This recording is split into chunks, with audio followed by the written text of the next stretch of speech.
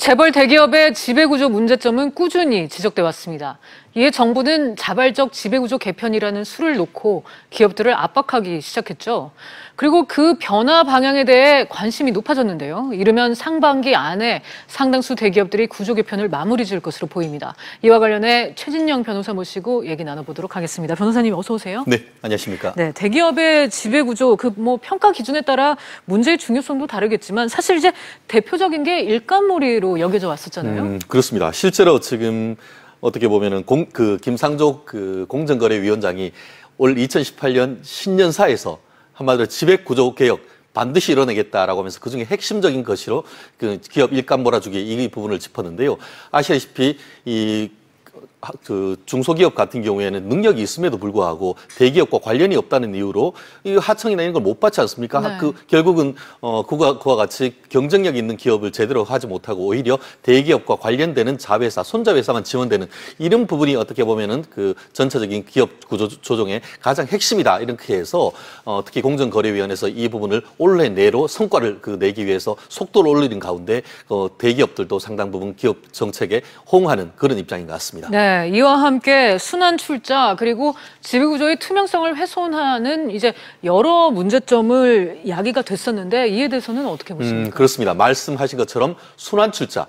한마디로 기업이 A가 있으면 A가 자회사를 세워서 거기에 어떻게 보면 지분을 가지고 있고 B 회사가 또 기업을 세워서 C 회사에 대해서 지분을 가지고 C 회사는 또 A 회사에 이런 지분을 가지는 이른바 환상형의 이 고리형 순환을 가지고 있었는데 이와 같은 환상형 순환 구조를 통해서 서로 어떻게 보면 자금을 지원하고 보증을 하고 작은 지분을 가지고 기업 전체를 지배 구조를 가지고 있는 우리나라의 어떤 독특한 지배 구조가 재벌이라는 형태로 돼 있는데 아시다시피 작은 지분으로 큰 회사를 가지고 있다는 장점은 있지만 네. IMF 때 결국 한 회사가 무너지면은 나머지 회사가 줄줄이 무너지는 그런 어떤 어려움이 있었지 않습니까? 그렇죠. 그걸 계기로 해서 이것을 기업 지배 구조를 개선을 하고 지주회사로 갔는데 여전히 이와 같은 지배 구조가 개선되지 않은 미비한 부분을 이번 어떻게 보면 정권이 바뀐 이후에 어떻게 보면은 기업 민주화, 경제 민주화 차원에서 어떻게 보면 굉장히 강력하게 추진하는 상황이 아닌가 생각을 합니다. 네.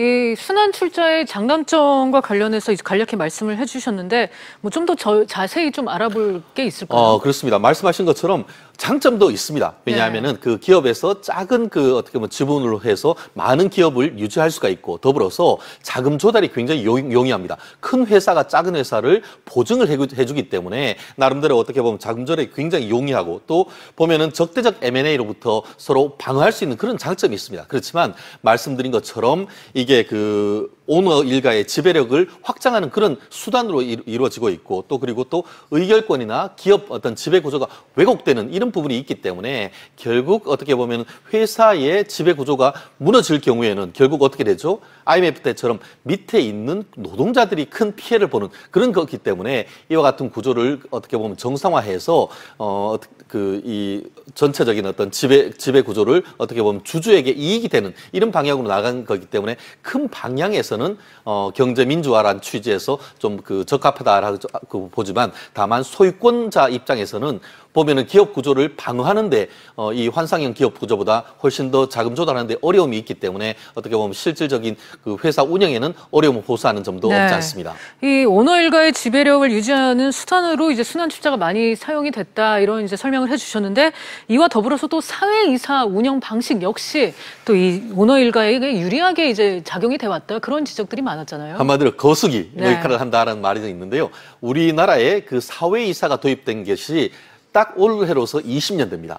1997년에 IMF 때의 뼈아픈 어떤 것에 대한 반성적 고려로 1998년에 사회이사가 도입이 됐습니다. 그렇군요. 기존의 내부에 있는 이사들에 대한 견제책으로 갔었는데. 그러니까 그때 IMF 사태가 계기가 됐었던 그렇습니다. 거군요. 그것이 돼서 네. 경영권에 대한 어떤 견제 차원에서 도입이 됐는데 한 일간지에 따르면은 금감원 전자감시 시스템을 봤을 때에 2014년에 사회이사 의결권 행사했는 것이 한 14,000건 정도 된다고 합니다. 근데 그중에 99.7% 거의 100%에 가깝게 다 찬성의 의견을 눌렀다고 합니다. 그렇기 때문에 결국 경영권에 대한 견제보다는 오히려 경영권을 뒷받침해주고 네. 그것에 대해서 어떻게 보면은 외부에서도 찬성해줬냐라고 해서 경영권을 강화하는 수단으로 돼 있다는 비판이 굉장히 많습니다. 그렇기 때문에 향후에서는 어떻게 보면은 상장회사나 이런 경우에는 이 사회이사를 도입하는 데 있어서 사회이사 어떤 추천위원회를 좀 더 독립한 어떤 제도로 만들어야 된다는 그런 비판도 지금 제기되고 있는 상황입니다. 네, 이런 가운데 최근 주요 기업들의 의미 있는 변화가 일고 있는데요. 먼저 짚어볼 만한 게 하나그룹입니다. 그가 이제 일감 몰아주기 의혹을 받아왔던 이제 하나 SNC에 대한 지분 매각 계획 그리고 이제 경영 쇄신안이 발표됐는데 구체적으로 어떤 내용인가요? 그렇습니다. 실제로 지금 그 한화 같은 경우에는 강력한 이 경영 그 혁신 전략을 지금 구사를 하고 있는데요. 실제 지금 그 이와 같은 것이 된 계기가 뭐냐면은 하나그룹에서 작년에 한화 SNC라는 데서 이제 한화 H솔루션과 한화 SAC로 물적 분할을 했습니다. 그렇게 되면서 그전과 달리 이제 제도적으로는 어떻게 보면 이 일감 몰아주기에서 벗어나는 그런 식으로 되니까 공정거래위원회 봤을 때 이거 봐라라고 하면서 실제로 그 한화 빌딩에서 현장 조사를 했습니다. 그래서 뭐 최종적으로 일감 몰아주기 의혹에 대해서는 판단은 유보했습니다만 그와 같은 그 정부에서 정책적인 어떤 감독을 강화하니까 그렇다고 하면은 어떤 그 꼼수가 아닌 그 정면 대응을 하겠다라고 해서 나름대로 이 현재 있는 법을 우회하지 않고 그 말씀드린 것처럼 경영권을 개편을 함으로 해서 대응을 하고 있는데 말씀드린 것처럼 이 합병하게 돼서 이 전체적으로 이제 그 규정이 어떻게 돼 있냐면은 이 공정거래법상 일감 몰아주기에 어떤 지분 비율을 훨씬 낮춤으로 해서 법적으로 우회하는 것이 아니고 이 경영권 자체가 일감 몰아주기를 하지 못하는 대상으로 지금 바꾸는 것 같은데요. 적어도 이와 같은 기업 개선 구조 자체에 대해서는 나름대로 어떤 정부 측에서는 긍정적인 평가가 나오는 상황이 아닌가 생각을 합니다. 네, 삼성 얘기로 넘어가 볼게요. 삼성이 이제 금융 계열사가 내놓은 삼성전자 2,700만 주가 전부 이제 매각이 됐고 이를 두고 이제 지배구조 개편에 군물살을 타는 거 아니냐 이렇게 관심이 쏠리고 있거든요. 그렇습니다.